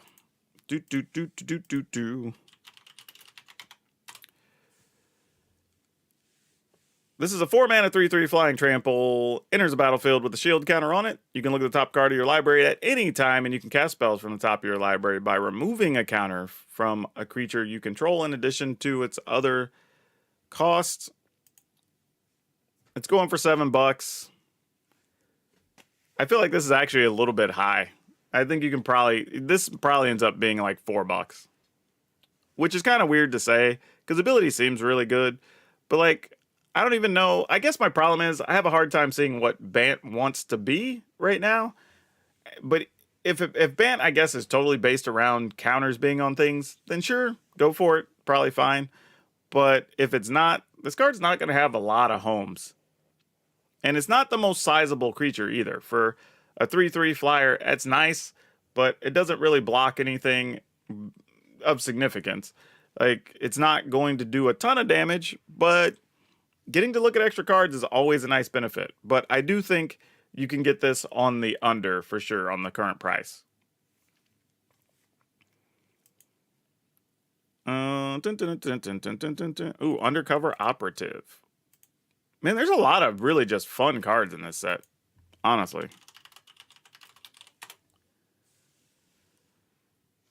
All right. Undercover Operative, currently going for $6-ish. You can have it enter the battlefield as a copy of any creature, except it enters with a shield counter on it, if it's a creature you control. So you can copy anything you want. If you copy one of your things, you also get a shield counter. I've never really been huge on the shapeshifters. I always feel like they never really pan out to be anything super wild. I mean, there's a lot of cool cards in the set, though, that your opponent possibly has that you could copy, so it could be kind of neat. But it's $6.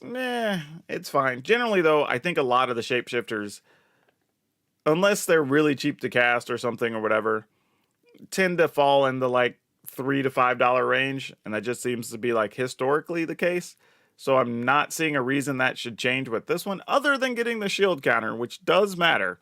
I mean, that is an actual thing, but it's also what am I playing in my own deck that I want to copy or have a second copy of just to get that shield counter. So, but I would take the under, but not the way under. I would just expect it to come in a little less. I forgot this one was even a card.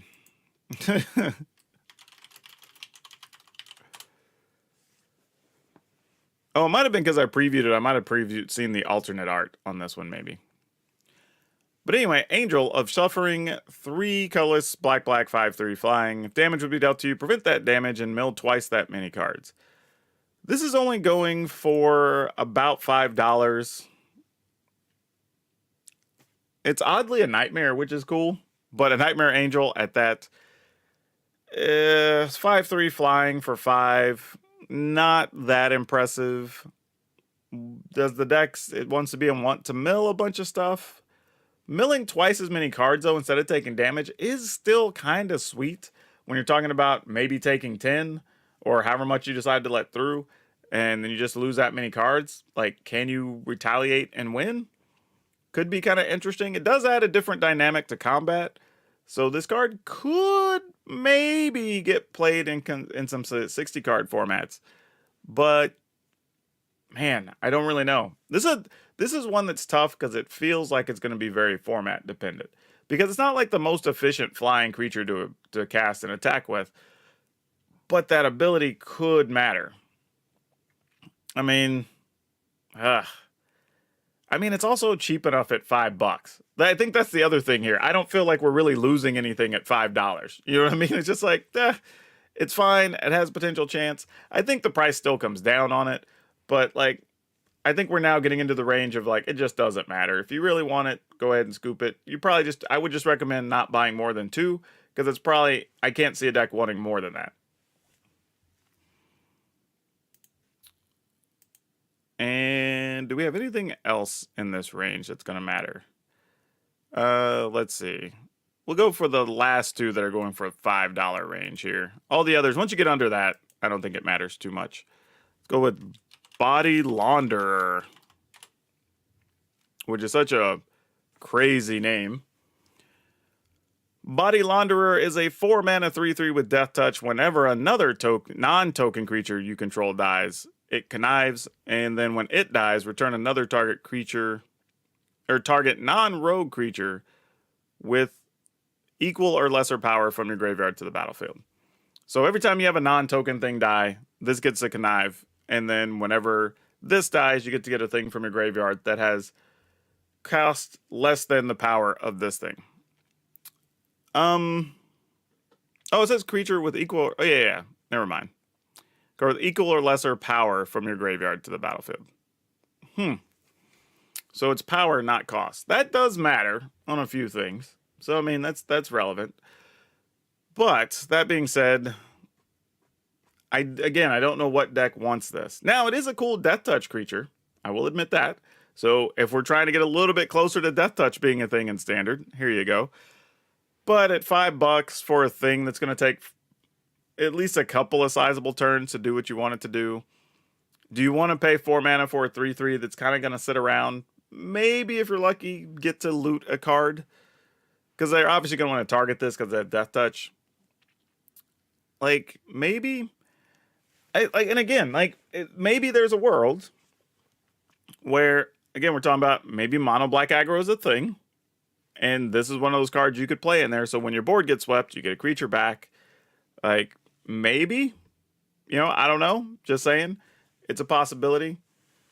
But, nah, that's kind of all I got.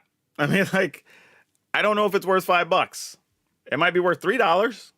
I don't know if it's worth $5. But that being said, again, it's not like egregious at $5. But I still think you can get it for less than $5. And then the last one that's over the $5 mark looks to be Professional Facebreaker, right? All right, we'll cover that one.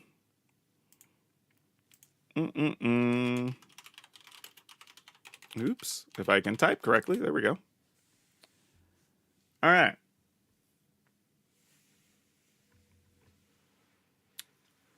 Yeah, I'm all for cards being direct and specific. Like, that's a good thing. It means more players will be able to understand what they do and use them. All right, Professional Facebreaker. 3 mana, 2/3 with Menace. Whenever one or more creatures you control deal combat damage to a player, create a treasure token, sacrifice a treasure, exile the top card of the library. You may play that card this turn. This is one I've had a hard time trying to figure out. And this was an early previewed card, and I've been thinking about it off and on for decks potentially. For a lot of reasons. It's a human, it's a warrior. Those are both relevant for different theme decks you can try to build. It has Menace, which means it's going to be hard to block. So increases the odds you're going to get a treasure token. You can sacrifice a treasure to just get to look at an extra card. And there's obviously other things that make treasures. So that could be a thing. Man. At $5, but like, I think the price on this for me comes down to, is this a card decks want 3 or 4 copies of if they're going to play it? And I currently don't know. Because I'm thinking about different aggressive decks, even mono red decks or whatever, that would maybe play this. But you're still competing with space with other things that have like haste and can pump other creatures and whatever. So I'm like, where does this fit? You know, like, but the ability to just get to look at extra cards and possibly damage the opponent easier are both very important things. It does say when one or more creatures you control deal damage, not for each creature that deals damage. So it's just during the combat phase, you're going to get a treasure. So, I mean, that's at least balanced. So you're not going ham with it. Like if it was each creature, then the card would be worth way more. But yeah, again, I think it's fine. Probably you can get it for $1.50 less, but it's not egregious at its current price, I don't think. But I will say, if a deck finds a home for this and it's a popular deck, boy, you can really expect the price to probably come up on this because the effect stands to be really good. Really, really good. But yeah, don't hate it. I don't hate it. And I think that's it. That's a lot of cards. I mean, that's like 30 cards. 30 plus cards, actually. And then the stuff right below that is like Fleetfoot Dancer, Depopulate, Extraction Specialist, which, speaking of, Depopulate, another sweeper. Jenny Faye, which I think is pretty cool. Honestly, I think Jenny Faye might be underpriced at $4. I was going for like $3.50. I think that's one that people could be interested in buying, honestly. That's probably one of the few, I would say. I'm doing a quick check just to make sure, but I think that's probably, anything else is like, you know, at $2, at $1. Like, yeah, just pick them up if you want to play them. If they go up, great. I don't think there's any like crazy steals under $5, really. But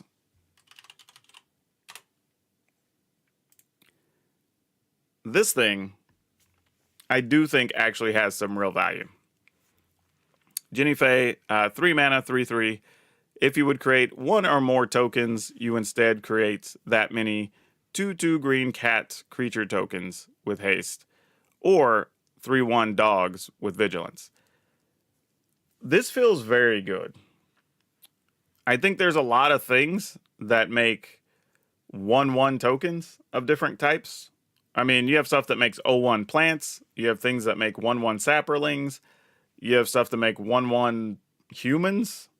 You know, like vampire tokens, whatever, right? There's a bunch of stuff that makes 1/1s that if you can upgrade each of those to a 2 or 3 power, that's really good. And especially with haste, right? Like if you have something that just, all right, I'm going to cast whatever that thing is, you know, make 2 1/1 humans, right? Well, now you go, okay, well, I get to make 2 2/2 dogs instead, or 2/2 cats, and they have haste. Or I make 2 3/1 dogs for the same thing.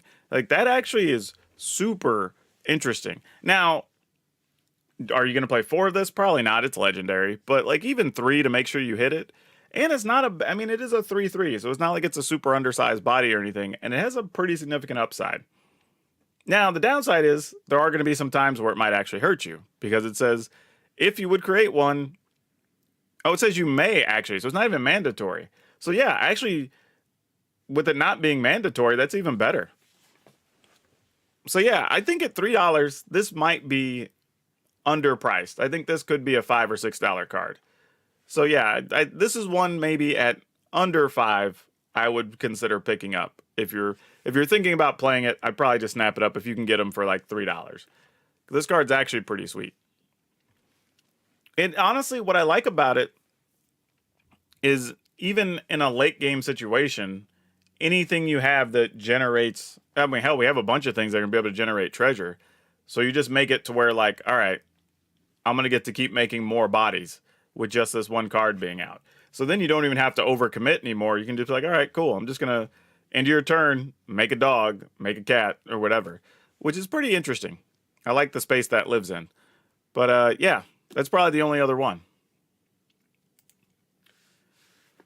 But whew, that was a lot.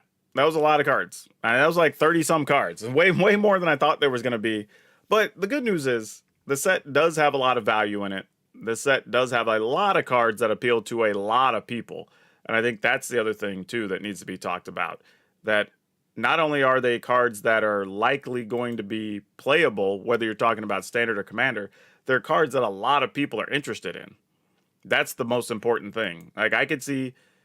and honestly, we got a lot of like Viashino, elves, you know, things we hadn't been seeing a lot of that people like to play or could build around, or things like what was it, cephalids or whatever. I think were a thing we started seeing more of it here. So there's a lot of like quirky stuff in this set, which I don't think any of us were expecting, but it's pleasant for a lot of people, right? More devils, more demons if you're into that. Druids, warriors, you know, like a lot of popular creature types are covered here as well. And I think that's going to carry the value. Now, small amounts on each one, mind you, but when you're talking about cards having extra appeal to more players or more commander players or whatever, the more relevant creature types in certain colors, whatever, like those also crank up the value little by little on a lot of things. So yeah, even if stuff were to come down in price, I mean, you're still looking at pretty good value on a lot of things. I mean, even if stuff comes down to what we were talking about on a lot of these, you're still talking about 60-70% of what you're going to open still being at or close to the value of a booster pack, if not significantly more, that you could open as far as the rare and mythics go. So that's actually not a bad deal. I'm pretty into it. Now, question becomes, does this really significantly change standard? No idea. No idea. Now, we would think so, when you're seeing stuff like cards that can just destroy anything, or, put something back on your library, or crazy cards that are just turning treasure into creatures, right? Feels like they would have to do something. Which direction? I have no idea. I honestly feel like we might still end up seeing some combinations of 2-color decks still splashing the 3rd color for maybe like 2 sets of 3 of something. I think that's going to be a popular thing you see. But that could also be good enough to just shape the format. Who knows? Right? We'll have to go back, and I haven't really gone in detail and seen like how many damage spells did we get? How many quality reanimation creatures did we get? How many discard spells did we get? Because that's where I start looking as far as like how to build content out for the season.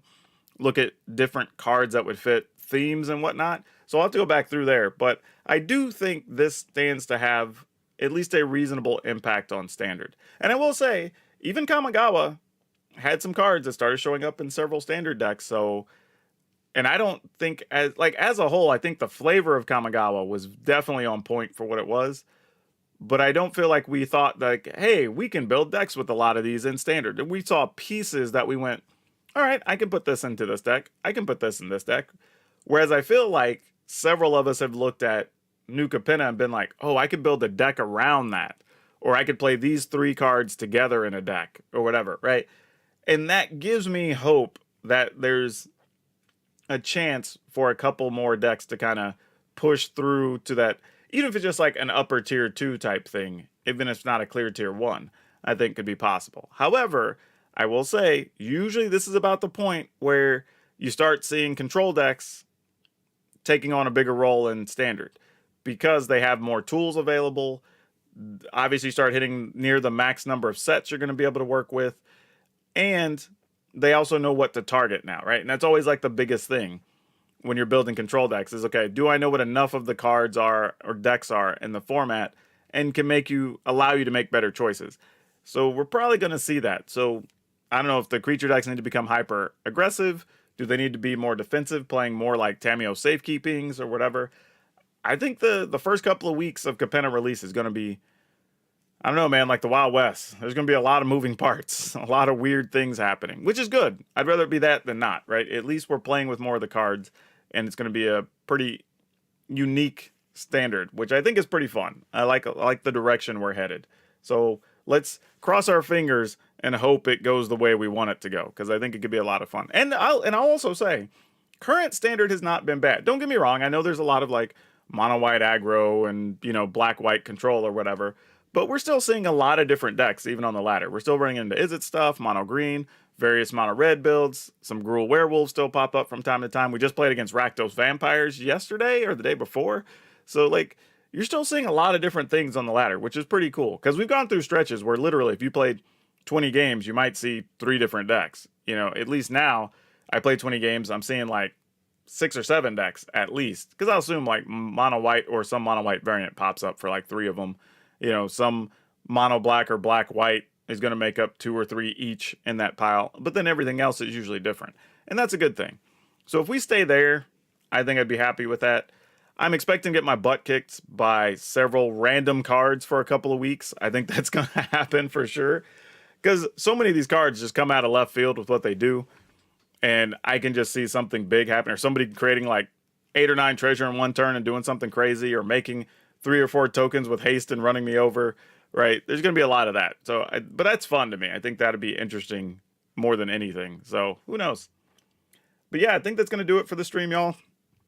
It was just a time to kind of get on, talk about the different prices. early pre-order stuff we're seeing with new Capenna. We might do a stream maybe Monday or Wednesday after the pre-release to come back and say, okay, what do prices look like? Maybe Wednesday would be better. So we can sort of see like where do prices sit after a couple of days of cards getting into people's hands, getting traded to some of the big vendors, you know, seeing where things settle, and then maybe give people another look at it. But I figured this was good so people want to at least get the early pre-orders before stuff sells out, get their stuff in their hands as quick as possible post-release. I figured this would be a pretty good deal for everybody. But yeah, if y'all like these types of streams, let me know. We can do more of these in the future. But it was something I hadn't really seen people do, so I figured, hey, we'll get on, talk about it, at least take a shot and speculate, and just see what happens. Obviously, I'm one person's opinion. Could be totally wrong. Could undervalue things. Maybe I overvalued something. I don't know. It's very possible. Actually, that's probably going to be true for at least 5 or 6 cards. I mean, I can't imagine it wouldn't be true that I didn't overvalue or undervalue something. But I at least want to give people more information and more perspectives. And even if I just give you a thought of something you hadn't considered one way or the other about a card, great. You're at least going out and making a buying decision with more information.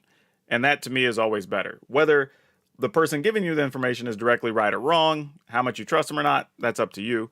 But I always think it's better for people to be able to make decisions with the maximum amount of information they can. So hopefully at least provided that. But as always, y'all, wherever you're watching, whenever you're watching, good morning, good afternoon, good evening, or good night, because it's now evening for me. It's about 8:30. And please take care of yourself and your family and whatnot. There's still some COVID out there going on, but you know, we still got other things floating around as well. And most importantly, remember to be awesome and be awesome to each other. And be sure to check out the other videos I've got. Like this video, this stream, please, if you haven't. Remember to share it. Let people know you love my stuff. And keep your eye out, because we're going to have a bunch of stuff coming up for new Capenna over the next couple weeks. Like I said, I have a bunch of notes over content I got to knock out over the next few days. But yeah, there's going to be a bunch of stuff coming through the pipe. So hopefully y'all appreciate it. You enjoy it. And if there's anything you want to know or want to see, hop over to the Discord. Let me know. I'm definitely taking feedback on some things right now. But yeah, it was fun, y'all. I feel like I learned a little bit in here with y'all too. Just even seeing what prices things were at right now. So yeah, I will catch y'all on the flip side and expect to see more videos tomorrow.